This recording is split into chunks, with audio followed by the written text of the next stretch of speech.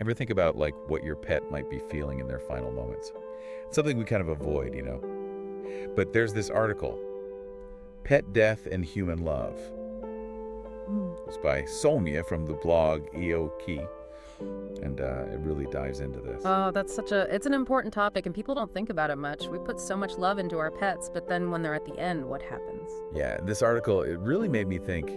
It says that something like 90% of pet owners actually leave the room during euthanasia. Oh, wow. That's a crazy number. That is, yeah. Makes you think about how we understand how our pets are feeling, in that moment.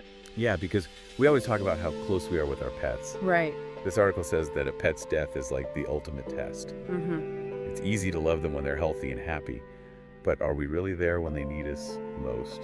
Yeah, that's a big question. The author says that real commitment means being there for them the whole time, even the hard parts. Okay, so let's talk about this unspoken emotional connection the article keeps mentioning. What does that even mean? Well, it means that even though our pets don't speak our language, they talk to us all the time. Right. They understand our tone of voice, our body language, all that thing. They can tell how we're feeling just by being around us. So it's like a feeling you build up over time. Yeah. From all those experiences together. Exactly. And that connection is so important at the end of their life. Think about it. Their world gets smaller and smaller. Just their home and their person. That's all they have. And the article mentions this interesting thing. Our pets are part of our lives, but we're their whole world. Exactly. Their world revolves around us. We're their food, shelter, everything. So when something scary happens, like euthanasia, and we're not there, that's really hard on them. It's like suddenly their safe space is gone. Yeah, right when they need it most. And the author uses some pretty strong language here. They say that leaving the room during euthanasia, even though we might do it for ourselves, it can feel like betraying our pet's trust. Wow, that's a lot. Makes you wonder if we really get how our pets see our bond, especially in tough times. It's a big question. It makes you think about if animals can understand death. Do they feel fear like we do? Do they grieve? We don't know for sure, but this article makes us at least consider it. It makes you think about what we owe our pets. Are we taking care of their feelings, not just their bodies? That's the whole point. The author says that love isn't just about food and shelter. It's about being there for them their whole life, right to the very end. And sometimes that means doing things that are hard for us. Yes, it's about realizing that our pets need us, and sometimes the best thing we can give them is just being there. Okay, so we know that being there at the end is important, but it's not always easy, right? Yeah. What can we actually do to make that experience better for everyone? You're right, it's tough. The author even says that, being there at the end, it's really hard on the owner. It's normal to want to avoid that pain. It's just human. So how do we balance that with, being there for our pet? It seems like two opposite things. It is. And there's not an easy answer. But maybe we need to look at it differently. What if, instead of focusing on our own pain, we try to understand what our pet is going through? Like see it from their point of view. Yeah, exactly. We can't know for sure what they're thinking, but we can guess, right? We know how they act, their body language, all that. So what would a pet want from us in those last moments? The article says their world becomes very simple. It's just comfort, safety, and the people they love. Their body is weak, their senses maybe aren't as strong, and the outside world doesn't matter as much. What's left is that connection with their person. So we create a safe space for them. Peace and familiar things when everything else is uncertain. Exactly. And who better to do that than the person they trust most? Even if we're feeling all these things ourselves, just being there physically, touching them gently, talking softly, those things can make a huge difference. It's about showing them they're not alone, that someone cares for them, just like always. That's a great way to put it. And it's not just about euthanasia, it's about the whole end of life. Whether it's a sudden illness or a slow decline, they need us more than ever. This makes me think about what the article said about animal hospice care. Not many people know about it, but it seems like a good option for people facing these tough choices. It is. Animal hospice is about keeping them comfortable when they're at the end of their life. It's about quality of life, not how long they live. Making sure their last days are full of love and peace with as little pain as possible. And it's not just about physical comfort, right? No, it's emotional too. It understands that both the pet and the owner are going through something hard, and it helps them both. It helps families talk about end-of-life care, decide about euthanasia, and prepare for saying goodbye. It's tough for everyone. So it's a whole approach to pet death, not just medical, but emotional too. Exactly. And as a society, we're getting better at talking about this stuff, you know? The taboo around death is going away, and we're starting to see that we need to help both pets and people through this. That's good to hear. For a long time, it felt like people had to just get over pet loss really fast, like it wasn't as important as losing a person. And that's just not true. We have such strong bonds with our pets, and the sadness when they're gone is real. We need to acknowledge that and let ourselves feel it, like any other kind of grief. Speaking of grief, the article talks about how hard it is for owners. It even mentions guilt and second-guessing after a pet dies.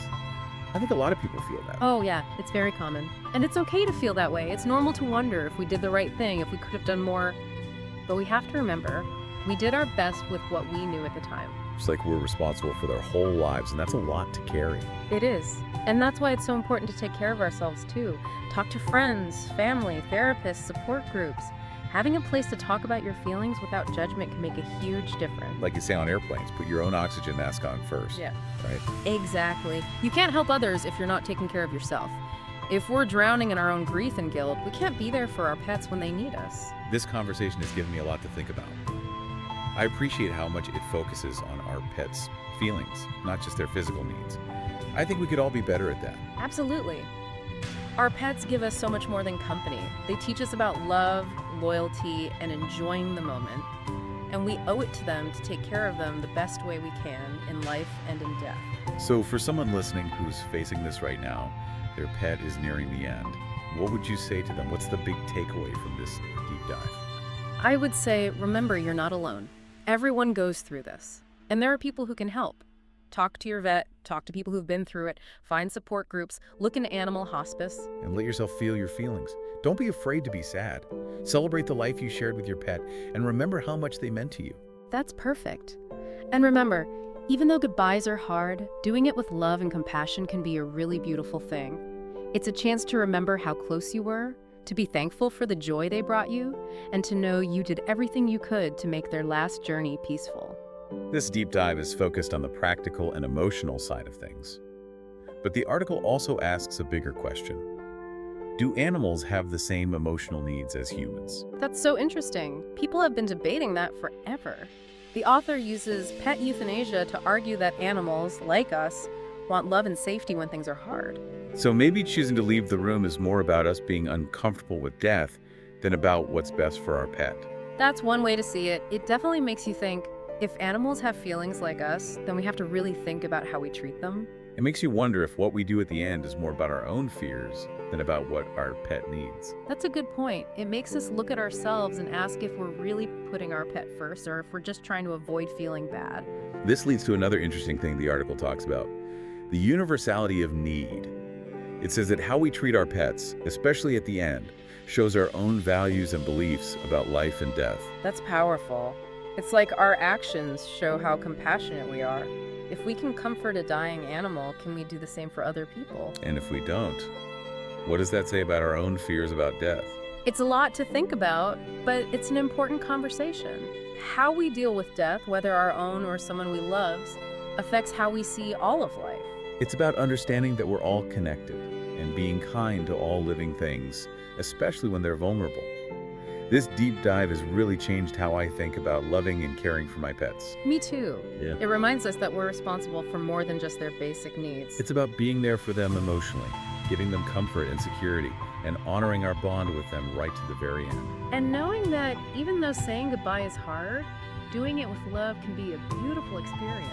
It's about making those last moments matter for both of you. And in doing that, we honor their lives and how much they've changed us.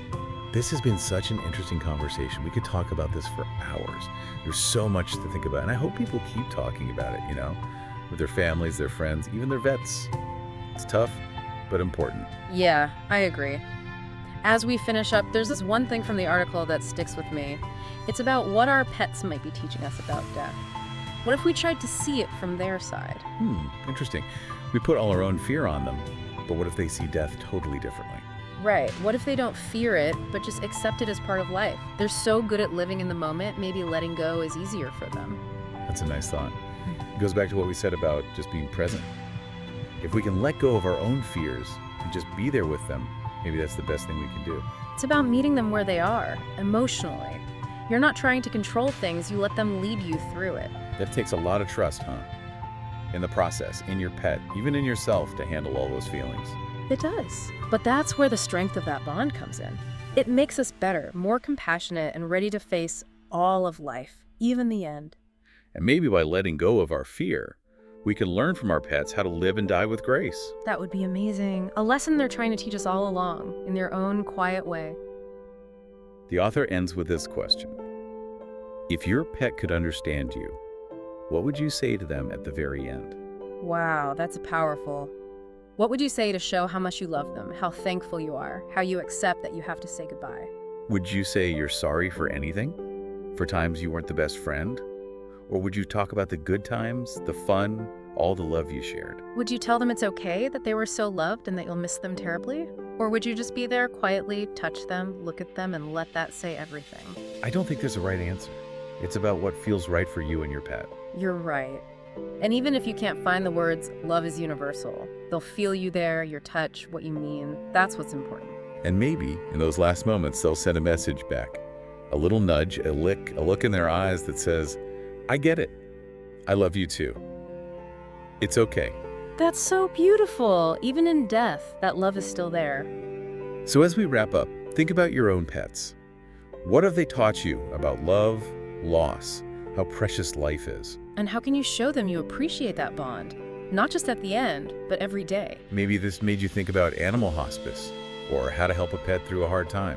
There's help out there, and it's never too early to start thinking about these things. Getting ready for their final journey is a way to show love.